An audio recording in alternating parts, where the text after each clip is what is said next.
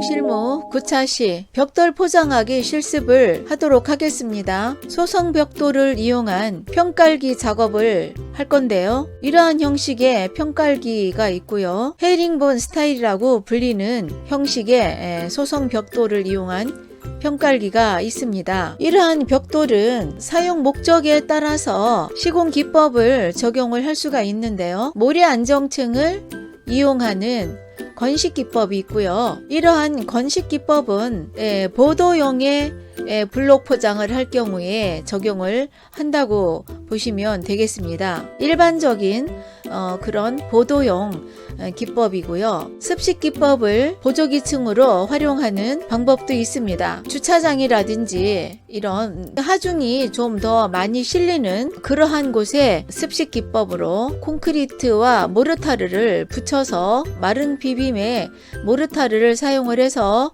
점토 바닥 벽돌과 같은 블록을 포장하는 방법인데요. 차도용에 적용이 되는 습식 기법의 공법이라고 보시면 될 것 같습니다. 실습장에 가지고 갈 여러가지 장비들을 챙기면서 수행 순서를 살펴보고 나가도록 하겠습니다. 자, 도면을 보시고 먼저 터 파기를 해주셔야 됩니다. 터를 파고 난 노상에 원지반 다짐을 실시하셔야 되고요. 잡석 포설과 다짐을 해주셔야 됩니다. 모래 포설을 해주시고 벽돌을 놓은 후에 가는 모래를 이용해서 줄눈을 메워주시고 전압을 해주시면 되겠습니다. 하나하나의 세부 내용을 살펴보면서 사용 장비를 정리하도록 하겠습니다. 터파기에 사용되는 장비를 살펴볼 건데요.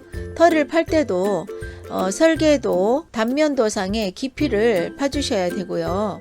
노상면의 깊이를 골아주셔야 됩니다. 그렇게 터를 팠더니 원지반의 노상의 토양의 상태가 좋지 않다 이렇게 할 때는 흙을 드러내고 적절한 이런 토사를 다시 부어 넣는 그런 치안 공법을 적용을 하셔야 되고요. 그 작업을 하실 때는 소규모의 공간은 삽을 이용하시면 되겠고 굴삭기 등을 이용해서 터파기 작업을 하시면 되겠습니다. 원지반 다짐을 하실 때는 포장층 아래 두께가 1m 정도가 되는 균일한 상태의 토층, 다시 말해서 노상을 잘 다져 주셔야 돼요. 그러면서 물을 이렇게 뿌려가면서 최적의 함수비가 유지가 되어야지 원지반이 단단하게 지지층이 유지된다고 이해를 하시면 되겠습니다. 그러면서도 또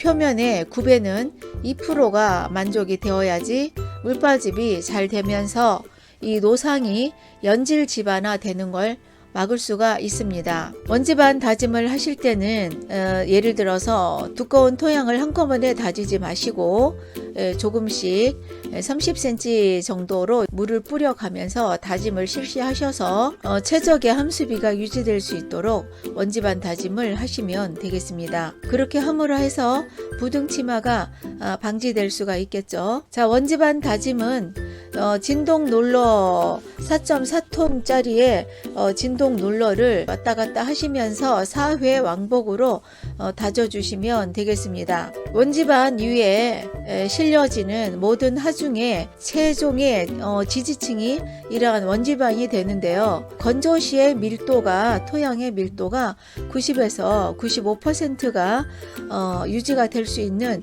그런 밀도 검사를 시행하시는 것이 꼭 하셔야 되는 그런 다짐 작업입니다. 넓은 면적에서는 진동 롤러를 이용해서 원지반 다짐을 철저히 해주셔야 되겠습니다. 그 다음 작업이 잡석 포설과 다짐하기인데요. 이 잡석을 포설하는 이유는요, 노상에 실리는 하중들을 이렇게 분산해주는 허용 진해력을 감소시켜주는 목적으로 잡석을 포설하게 됩니다. 잡석 포설도 너무 두꺼운 상태로 다짐을 하시면 안 되고 두께가 200mm 이하로 균일하게 포설을 하시고 다짐을 해주셔야 됩니다. 더 이상의 두께가 필요하다 이렇게 할 경우에는 추가로 더 잡석을 포설을 하신 후에 또한 다져 주셔야 되겠죠. 그 위에는 이제 모래를 포설하시는데요. 모래를 포설하는 이유는 이제 표층, 다시 말해서 블록 위에 이렇게 차가 지나간다든지 통행인의 하중이 실렸을 때 그러한 하중을 이렇게 분산시켜주는 완충 역할로 모래를 포설을 하게 되는데요. 하중이 이 보조기층 모래에 전달되는 것을 분산시켜주는 그런 역할을 하는 게 모래라고 보시면 되겠고, 이 포설용 모래의 최대 입경은 5mm 이하의 잔골재를 사용을 하셔야 되겠습니다. 만약에 바닷모래를 사용을 한다 하실 때는 조개 껍질 등 불순물이 함유되어 있지 않는 모래를 포설을 하셔야 되겠죠. 모래 포설도 좁은 공간에서는 삽을 이용하시면 되겠고, 넓은 공간에서는 모터 그레이더를 사용을 하시면 되겠습니다. 그 위에 이제 벽돌을 놓아 주시는데요. 자, 이런 도면을 보시고 벽돌을 설치하겠습니다. 설계 도면상에 줄눈 간격을 유지를 해 주셔야 됩니다. 자, 이때 사용할 장비, 절단기가 필요하겠고요. 고무망치와 고무 패드도 중요합니다. 고무망치나 고무 패드는 수평을 유지시키기 위해서 벽돌을 모래에다가 이렇게 박아주는 그런 역할을 하기 위해서 사용하는 장비가 되겠고요. 벽돌을 잘라주는 전동 절단기가 있고, 그 다음에 유압을 이용한 수동 절단기가 있습니다. 그 다음에 이러한 핸드 그라인더, 이런 걸 이용해서 조각 벽돌을 사용할 때는 단면을 깨끗하게 이렇게 반듯하게 절단을 하셔서 벽돌을 놓기에 임하셔야 되겠습니다. 자, 줄눈 메워 주셔야 되는데요.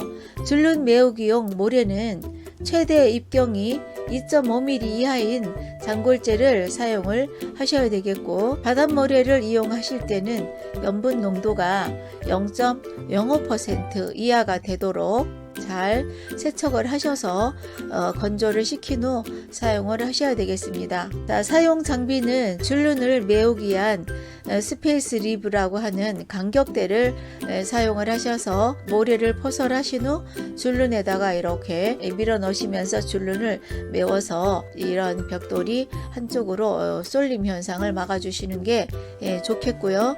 줄눈 메우기 작업하시는 광경입니다. 자, 그렇게 하시고 이제 전압을 해주셔야 되는데, 전압기는 건넌 속도로 일정한 방향으로 3회 정도 평탄화를 시켜주셔야 됩니다. 특히 이 블록과 경계석 사이에 단차가 발생하는 걸 방지를 해주셔야 되고요. 단차가 발생하게 되면 그 턱에 걸려서 통행인이 다치는 그런 안전사고가 발생할 수가 있습니다. 그래서 주의를 하셔야 되겠고, 일반 다짐기를 사용을 하실 때는 블록이 부서지는 걸 방지하기 위해서 다짐기 밑에 고무 패드를 부착을 하시고 전압을 해 주셔야 되겠습니다. 자, 소형의 콤팩터를 가지고 다짐을 하는 모습이고요. 장비를 가지고 줄눈을 밀어 넣는 모습 잘 보시고요. 그 다음에 이제 뒷정리를 하시는데요. 사용 장비는 비나 청소 도구를 이용해서 윗면에 포설이 된 외의 모래는 잘 이렇게 청소를 해주시는 게 좋겠습니다. 그 다음에 이번에는 이제 헤링본 무늬로 까는 순서는 앞에 평깔기에서 했던 그대로이기 때문에 그냥 넘어가도록 하고 헤링본 무늬를 깔아보도록 하겠습니다.